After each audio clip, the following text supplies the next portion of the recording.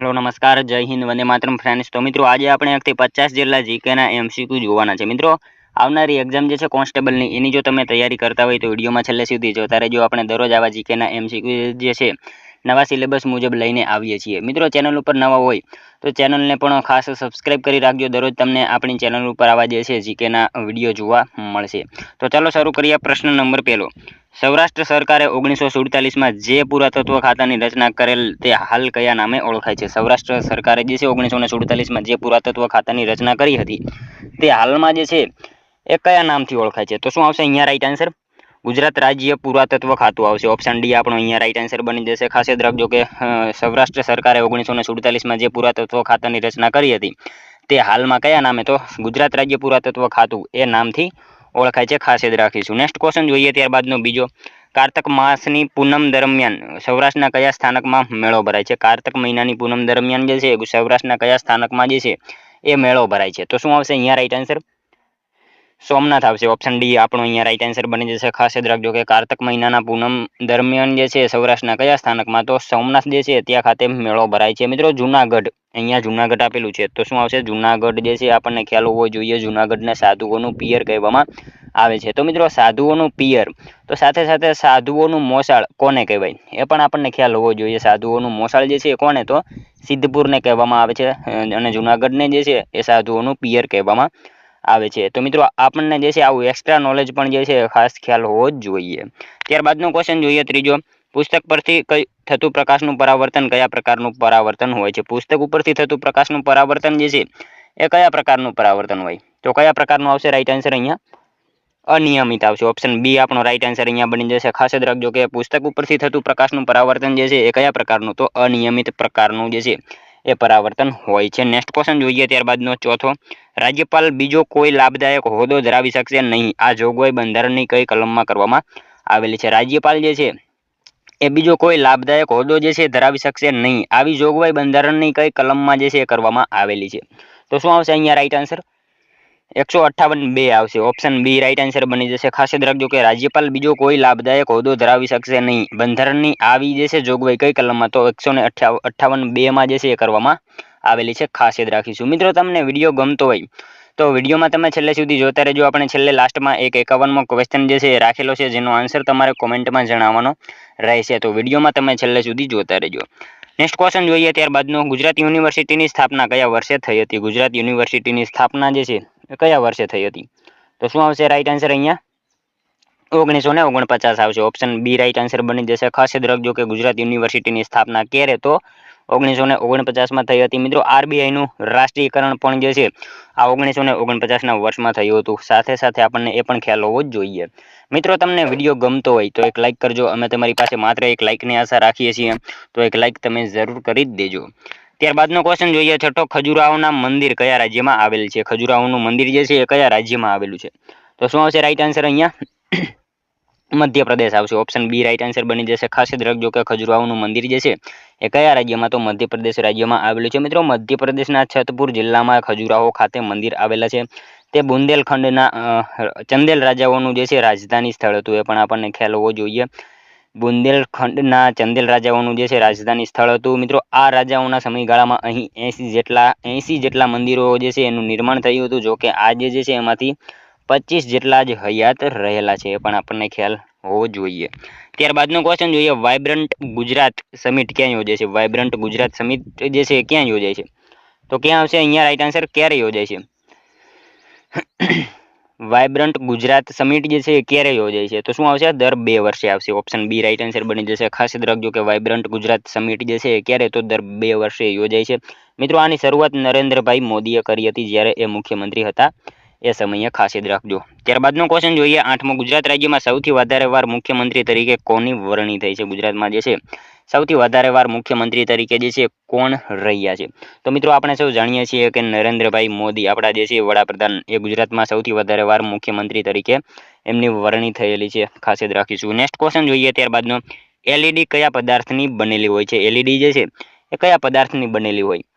તો શું આવશે અહીંયા રાઈટ આન્સર? ગેલિયમ આર્સેનોઇડ આવશે. ઓપ્શન ડી રાઈટ આન્સર બની જશે. અહીંયા ખાસ યાદ રાખજો કે એલઈડી જે છે કયા પદાર્થની? તો ગેલિયમ આર્સેનોઇડ જે છે એ પદાર્થની બનેલી હોય છે. મિત્રો એલઈડી એનું પૂરું નામ પણ જે છે આપણને ખાસ ખ્યાલ હોવો જોઈએ. શું આવશે એનું પૂરું નામ? લાઇટ એમિટિંગ ડાયોડ એનું પૂરું નામ થશે. લાઇટ એમિટિંગ ડાયોડ એનું પૂરું નામ થશે. ખાસ યાદ રાખીશું. ત્યારબાદનો ક્વેશ્ચન જોઈએ 10મો. જુનાગઢ બોરિયામાં આવેલ માટીની પકવેલી ઈંટોથી બનાવેલું કયું પ્રાચીન સ્થાપત્ય આવેલું છે? જુનાગઢ બોરિયામાં આવેલું જે છે માટીની પકવેલી ઈંટોથી બનાવેલું જે છે કયું પ્રાચીન સ્થાપત્ય આવેલું છે? તો કયું આવશે? સ્તૂપ આવશે. અહીંયા ઓપ્શન સી રાઈટ આન્સર બની જશે. ખાસ યાદ રાખીશું. અહીંયા માટી આવશે. માટીની પકવેલી ઈંટોથી બનાવેલું જે છે પ્રાચીન સ્થાપત્ય કયું? તો સ્તૂપ આવેલું છે. ત્યારબાદનો ક્વેશ્ચન જોઈએ 11મો. ગુજરાતના કયા વિસ્તારમાં સૈનિક સ્કૂલ આવેલી છે? ગુજરાતના કયા વિસ્તારમાં જે છે એ સૈનિક શાળા આવેલી છે? તો કયા વિસ્તારમાં આવશે રાઈટ આન્સર? અહીંયા બાલાછડી આવશે. ઓપ્શન સી રાઈટ આન્સર બની જશે. ખાસ યાદ રાખજો કે ગુજરાતના જે છે કયા વિસ્તારમાં? તો બાલાછડી જે છે એ વિસ્તારમાં સૈનિક સ્કૂલ જે છે આવેલી છે. મિત્રો પાલનપુર અને મહેસાણામાં પણ જે છે હવે બની ગઈ હશે, આપણને ખ્યાલ હોવો જ જોઈએ. ત્યારબાદનો ક્વેશ્ચન જોઈએ 12મો. જામનગર જિલ્લાને નીચે દર્શાવેલ જિલ્લાઓમાંથી કયા જિલ્લાની હદ સ્પર્શતી નથી? જામનગર જિલ્લાને નીચેનામાંથી જે છે એ કયા જિલ્લાની હદ જે છે સ્પર્શતી નથી? તો શું આવશે રાઈટ આન્સર? અહીંયા ગીર સોમનાથ આવશે. ઓપ્શન સી રાઈટ આન્સર અહીંયા બની જશે. ખાસ યાદ રાખજો કે જામનગર જિલ્લાને મિત્રો અહીંયા દર્શાવેલા જિલ્લા જે છે એમાંથી ગીર સોમનાથ જિલ્લો જે છે એ જિલ્લાની હદ જે છે એ સ્પર્શતી નથી. નેક્સ્ટ ક્વેશ્ચન જોઈએ ત્યારબાદનો. કયા કાળને ઠીકરા સંસ્કૃતિનો કાળ ગણવામાં આવે છે? કયા કાળને જે છે ઠીકરા સંસ્કૃતિનો કાળ ગણવામાં આવે છે? તો શું આવશે રાઈટ આન્સર? અહીંયા પ્રાગૈતિહાસિક કાળ આવશે. Option A right answer, sorry B right answer બની જશે. કયા કાળને ઠીકરા સંસ્કૃતિનો? તો પ્રાગૈતિહાસિક કાળ જે છે એ કાળને જે છે ઠીકરા સંસ્કૃતિનો કાળ ગણવામાં આવે છે. ત્યારબાદનો ક્વેશ્ચન જોઈએ 14મો. ઓખામંડળ તાલુકો ગુજરાતના કયા જિલ્લામાં આવેલો છે? ઓખામંડળ તાલુકો જે છે ગુજરાતના કયા જિલ્લામાં આવેલો છે? તો શું આવશે? ઓખામંડળ જે છે દેવભૂમિ દ્વારકામાં આવેલો છે. ઓપ્શન સી રાઈટ આન્સર અહીંયા બની જશે. ઓખામંડળ તાલુકો કયા જિલ્લામાં? તો દેવભૂમિ દ્વારકા જિલ્લામાં આવેલો છે. ત્યારબાદનો ક્વેશ્ચન જોઈએ. ભારત દેશને આઝાદી મળ્યા બાદ ગુજરાતના સુપ્રસિદ્ધ સોમનાથ મંદિરની પ્રાણ પ્રતિષ્ઠા કોના હસ્તે કરવામાં આવી હતી? ભારત દેશને જ્યારે આઝાદી મળી એ પછી ગુજરાતના સુપ્રસિદ્ધ એવું સોમનાથ મંદિર જે છે એની પ્રાણ પ્રતિષ્ઠા કોના હસ્તે કરવામાં આવી? તો શું આવશે અહીંયા રાઈટ આન્સર? રાજેન્દ્ર પ્રસાદ આવશે. ઓપ્શન ડી રાઈટ આન્સર અહીંયા બની જશે. ડોક્ટર રાજેન્દ્ર પ્રસાદ. ભારતને જ્યારે આઝાદી મળી તે પછી ગુજરાતના સુપ્રસિદ્ધ સોમનાથ મંદિરની પ્રાણ પ્રતિષ્ઠા જે છે ડોક્ટર રાજેન્દ્ર પ્રસાદ એમના હસ્તે કરવામાં આવી હતી. મિત્રો જેઓ આપણા પ્રથમ રાષ્ટ્રપતિ હતા, જેમને બિહારના ગાંધી કહેવાય છે અને ભારતમાં સૌથી લાંબો સમય સુધી રહેનારા રાષ્ટ્રપતિ હતા ડોક્ટર રાજેન્દ્ર પ્રસાદ, એમના હસ્તે જે છે પ્રાણ પ્રતિષ્ઠા કરવામાં આવી હતી. ખાસ યાદ રાખજો. ત્યારબાદનો ક્વેશ્ચન જોઈએ 16મો. કવિ શામળના જન્મ સ્થળ ગોમતીપુરને તેમના જન્મ સમયે કયા નામથી ઓળખવામાં આવતું હતું? કવિ શામળના જન્મ સ્થળ ગોમતીપુર એને જે છે કયા એમના સમયે જે છે જન્મ સમયે કયા નામથી ઓળખવામાં આવતું હતું? તો શું આવશે રાઈટ આન્સર? અહીંયા વેગણપુર આવશે. ઓપ્શન બી રાઈટ આન્સર બની જશે. ખાસ યાદ રાખજો કે કવિ શામળના જન્મ સ્થળ ગોમતીપુરને જે છે એમના જન્મ સમયે કયા નામથી? તો વેગણપુર નામથી ઓળખવામાં આવતું હતું. વેગણપુર એટલે હાલનું થશે ગોમતીપુર. એ પણ આપણને જે છે ખાસ ખ્યાલ હોવો જ જોઈએ. ત્યારબાદનો ક્વેશ્ચન જોઈએ 17મો. ગુજરાતની સ્થાપના વખતે ગુજરાતના સચિવ માટે કયા નામની જાહેરાત થઈ? ગુજરાતની સ્થાપના વખતે જે છે ગુજરાતના સચિવ માટે કયા નામની જાહેરાત થઈ? તો શું આવશે રાઈટ આન્સર? અહીંયા ઈશ્વરન આવશે. ઓપ્શન બી રાઈટ આન્સર બની જશે. ખાસ યાદ રાખીશું. ત્યારબાદનો ક્વેશ્ચન જોઈએ 18મો. ગાંધીનગરનું સૌપ્રથમ જાહેર ક્ષેત્રનું મકાન કયું હતું? ગાંધીનગરનું સૌપ્રથમ જાહેર ક્ષેત્રનું મકાન જે છે એ કયું હતું? તો શું આવશે રાઈટ આન્સર? અહીંયા પથિકાશ્રમ આવશે. ઓપ્શન એ રાઈટ આન્સર બની જશે. ખાસ યાદ રાખજો કે ગાંધીનગર શહેરનું જે છે સૌપ્રથમ જાહેર ક્ષેત્રનું મકાન કયું? તો પથિકાશ્રમ આવશે. ઓપ્શન એ રાઈટ આન્સર બની જશે. નેક્સ્ટ ક્વેશ્ચન જોઈએ ત્યારબાદનો. સ્ટેચ્યુ ઓફ યુનિટીની સ્થાપના ગુજરાતમાં ક્યાં કરવામાં આવી છે? સ્ટેચ્યુ ઓફ યુનિટીની સ્થાપના જે છે એ ગુજરાતમાં ક્યાં કરવામાં આવી છે? તો ક્યાં આવશે રાઈટ આન્સર? અહીંયા સાધુ બેટ આવશે. ઓપ્શન એ રાઈટ આન્સર બની જશે. ખાસ યાદ રાખજો કે સ્ટેચ્યુ ઓફ યુનિટીની સ્થાપના જે છે ક્યાં? તો સાધુ બેટ ખાતે કરવામાં આવી છે, એકતાનગર ખાતે. નેક્સ્ટ ક્વેશ્ચન જોઈએ ત્યારબાદનો 20મો. ગુજરાત રાજ્યના પ્રવાસનના બ્રાન્ડ એમ્બેસેડર કોણ છે? ગુજરાત રાજ્યના પ્રવાસનના બ્રાન્ડ એમ્બેસેડર જે છે નીચેનામાંથી કોણ છે? તો શું આવશે રાઈટ આન્સર? અહીંયા અમિતાભ બચ્ચન આવશે. ઓપ્શન એ રાઈટ આન્સર બની જશે. ખાસ યાદ રાખીશું. ત્યારબાદનો ક્વેશ્ચન જોઈએ 21મો. ગુજરાત રાજ્ય વિધાનસભામાં સૌપ્રથમ અધ્યક્ષ કોણ હતા? ગુજરાત રાજ્ય વિધાનસભાના જે છે સૌપ્રથમ અધ્યક્ષ એ નીચેનામાંથી કોણ હતા? તો કોણ આવશે? કલ્યાણજી મહેતા આવશે. ઓપ્શન સી રાઈટ આન્સર અહીંયા બની જશે. ખાસ યાદ રાખજો કે ગુજરાત રાજ્ય વિધાનસભાના સૌપ્રથમ અધ્યક્ષ કોણ? તો કલ્યાણજી મહેતા હતા. બળવંતરાય મહેતા બીજા નંબરના મુખ્યમંત્રી હતા. એ પણ આપણને ખ્યાલ હોવો જ જોઈએ. ત્યારબાદનો ક્વેશ્ચન જોઈએ 22મો. ભારત સરકારની નાણાકીય લેવડ-દેવડના પરીક્ષણ માટે કોણ જવાબદાર છે? ભારત સરકારની નાણાકીય લેવડ-દેવડના પરીક્ષણ માટે જે છે નીચેનામાંથી કોણ જવાબદાર છે? તો કોણ આવશે રાઈટ આન્સર અહીંયા? કેગ આવશે. ઓપ્શન એ રાઈટ આન્સર બની જશે. ભારત સરકારની નાણાકીય લેવડ-દેવડના પરીક્ષણ માટે કોણ? તો કેગ જે છે જવાબદાર હોય છે. નેક્સ્ટ ક્વેશ્ચન જોઈએ ત્યારબાદનો. ભારતની પાર્લામેન્ટ કયા દિવસે મુંબઈ અને વિદર્ભ રાજ્યોની ભાષાકીય ધોરણે પુનઃરચના કરી સ્ટેટ ઓફ બોમ્બેની સ્થાપના કરી? ભારતની પાર્લામેન્ટે જે છે કયા દિવસે મુંબઈ અને વિદર્ભ રાજ્યોની ભાષાકીય ધોરણે પુનઃરચના કરી સ્ટેટ ઓફ બોમ્બેની સ્થાપના કરી? તો શું આવશે રાઈટ આન્સર અહીંયા? 1 નવેમ્બર 1950 આવશે. ઓપ્શન બી રાઈટ આન્સર બની જશે. ખાસ યાદ રાખીશું. ત્યારબાદનો ક્વેશ્ચન જોઈએ. કલ્યાણપુર તાલુકો ગુજરાતના કયા જિલ્લામાં આવેલો છે? કલ્યાણપુર તાલુકો જે છે એ ગુજરાતના કયા જિલ્લામાં આવેલો છે? તો શું આવશે? દેવભૂમિ દ્વારકા આવશે. ઓપ્શન સી રાઈટ આન્સર બની જશે. ખાસ યાદ રાખજો કે કલ્યાણપુર તાલુકો જે છે કયા જિલ્લામાં? તો દેવભૂમિ દ્વારકા જિલ્લામાં આવેલો છે. નેક્સ્ટ ક્વેશ્ચન જોઈએ ત્યારબાદનો 25મો. ગુજરાતનો સૌથી વધુ ભાતીગળ અને લોકમેળા તરીકે સુપ્રસિદ્ધ છે? એટલે કે કયો મેળો જે છે ગુજરાતનો સૌથી વધુ ભાતીગળ અને લોકમેળા તરીકે પ્રસિદ્ધ છે? તો શું આવશે રાઈટ આન્સર અહીંયા? તરણેતરનો મેળો આવશે. ઓપ્શન ડી રાઈટ આન્સર બની જશે. ખાસ યાદ રાખીશું. મિત્રો તરણેતર જે છે એનો મેળો ક્યાં? તો સુરેન્દ્રનગર જિલ્લામાં યોજાય છે. ખાસ યાદ રાખીશું. ત્યારબાદનો ક્વેશ્ચન જોઈએ 26મો.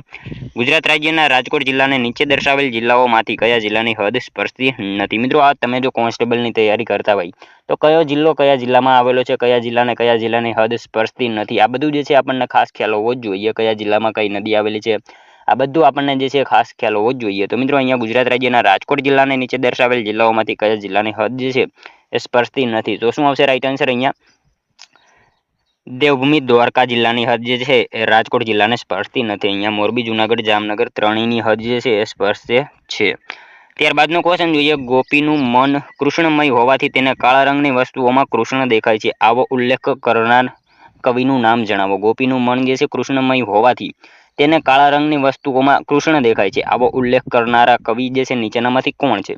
તો કોણ આવશે? દયારામ આવશે. ઓપ્શન બી રાઈટ આન્સર બની જશે. ખાસ યાદ રાખીશું. ગોપીનું મન કૃષ્ણમય હોવાથી તેને બધા કાળા રંગની વસ્તુઓમાં કૃષ્ણ દેખાય છે. આવો ઉલ્લેખ કોણે? તો દયારામે કરેલો હતો. મિત્રો તમે વિડીયોમાં છેલ્લે સુધી જોતા રહેજો અને છેલ્લે આ 50માંથી તમારા કેટલા સાચા પડે છે એ પણ તમારે કોમેન્ટમાં જણાવવાનું રહે છે. તો વિડીયોમાં તમે છેલ્લે સુધી જોતા રહેજો. ત્યારબાદનો ક્વેશ્ચન જોઈએ. ગુલજારીલાલ નંદાનું સમાધિ સ્થળ કયા નામથી ઓળખાય છે? ગુલજારીલાલ નંદાનું સમાધિ સ્થળ જે છે એ કયા નામથી ઓળખાય છે? તો શું આવશે રાઈટ આન્સર અહીંયા? નારાયણ ઘાટ આવશે. ઓપ્શન ડી રાઈટ આન્સર બની જશે. ખાસ યાદ રાખજો કે ગુલજારીલાલ નંદા એમનું સમાધિ સ્થળ કયા નામે? તો નારાયણ ઘાટ નામથી ઓળખાય છે. ખાસ યાદ રાખીશું. ત્યારબાદનો ક્વેશ્ચન જોઈએ. 29મો. કોયલી રિફાઇનરી કયા મુખ્યમંત્રીના સમયમાં થઈ? કોયલી રિફાઇનરી જે છે કયા મુખ્યમંત્રીના સમયમાં થઈ?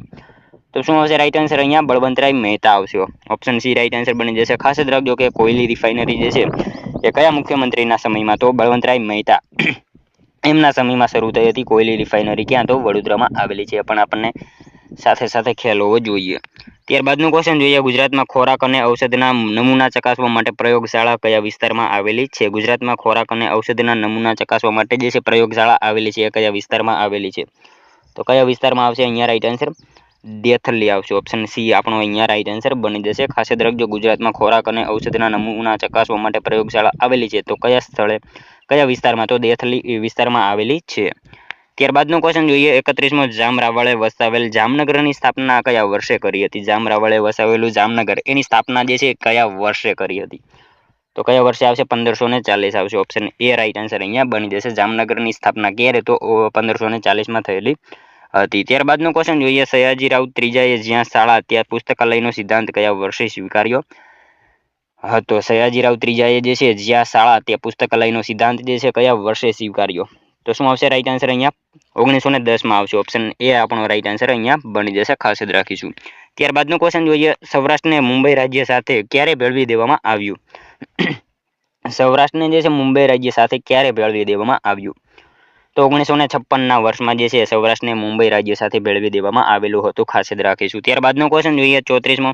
વર્ષ 2011ની વસ્તી ગણતરી મુજબ કયો જિલ્લો સૌથી વધુ સાક્ષરતા ધરાવે છે? વર્ષ 2011 એની વસ્તી ગણતરી મુજબ જે છે કયો જિલ્લો સૌથી વધુ સાક્ષરતા ધરાવે છે? તો સુરત આવશે અહીંયા. ઓપ્શન એ રાઈટ આન્સર બની જશે. ખાસ યાદ રાખજો કે વર્ષ 2011 એની વસ્તી ગણતરી મુજબ કયો જિલ્લો? તો સુરત જિલ્લો જે છે સૌથી વધુ સાક્ષરતા ધરાવે છે. સૌથી ઓછો સાક્ષરતા દર જે છે એ પૂછાય તો દાહોદમાં આવશે. સૌથી વધુ શહેરી સાક્ષરતા દર ધરાવતો જિલ્લો પૂછાય તો વડોદરા આવશે.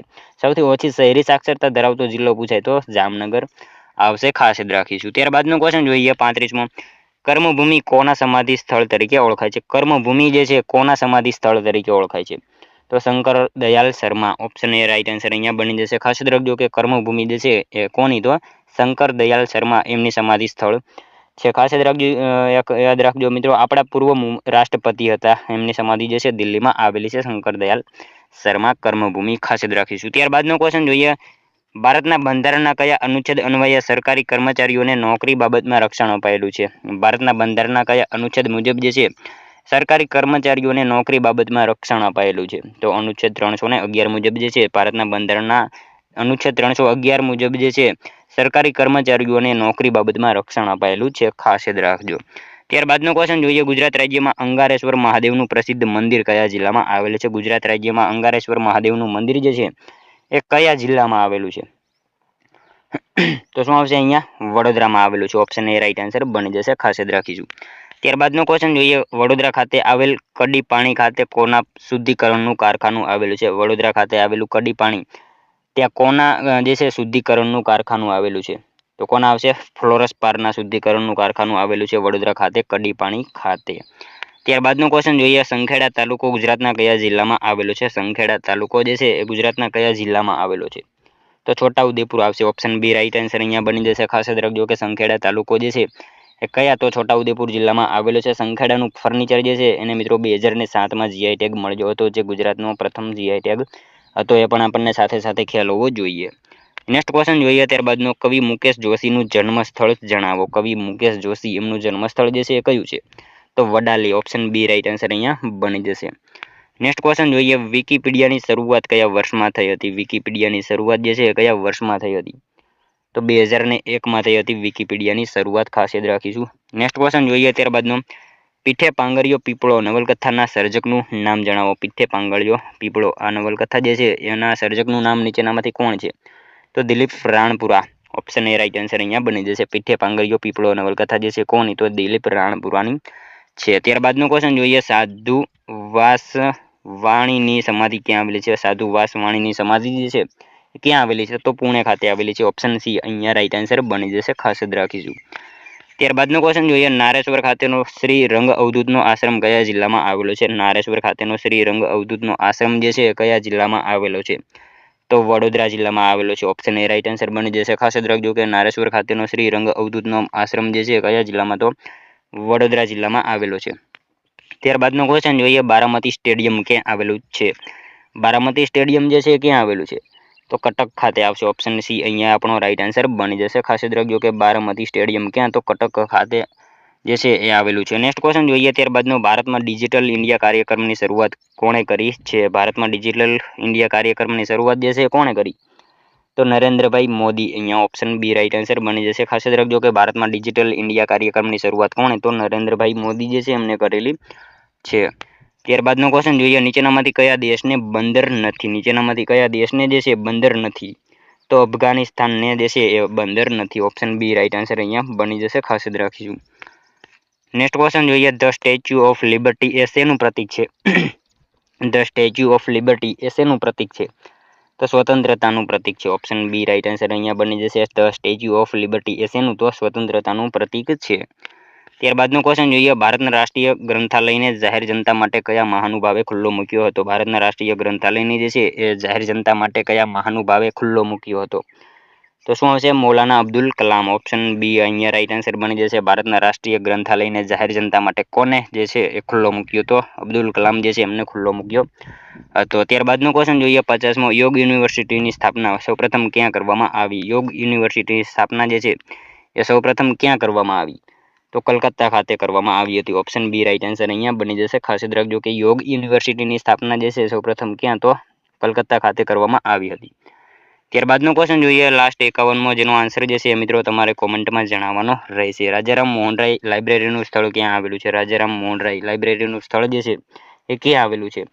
મિત્રો એક આનો આન્સર તમારે કોમેન્ટમાં જણાવવાનું રહેશે. સાથે સાથે આ 50માંથી તમારા કેટલા સાચા પડ્યા એ પણ તમારે કોમેન્ટમાં જણાવવાનું રહેશે। તો મિત્રો આ તો વિડીયો જો તમને પસંદ આવ્યો હોય તો એક લાઇક કરી તમારા મિત્રો જોડે શેર કરજો, જેથી એમને પણ ઉપયોગી બને। અને મિત્રો ચેનલ ઉપર નવા હોય તો ચેનલને ખાસ સબસ્ક્રાઇબ કરી રાખજો। દરરોજ આપણી ચેનલ ઉપર તમને આવા જીકેના વિડીયો જે છે એ જોવા મળે છે। તો મળશું કાલે બીજા વિડીયોમાં, ત્યાં સુધી જય હિન્દ, વંદે માતરમ।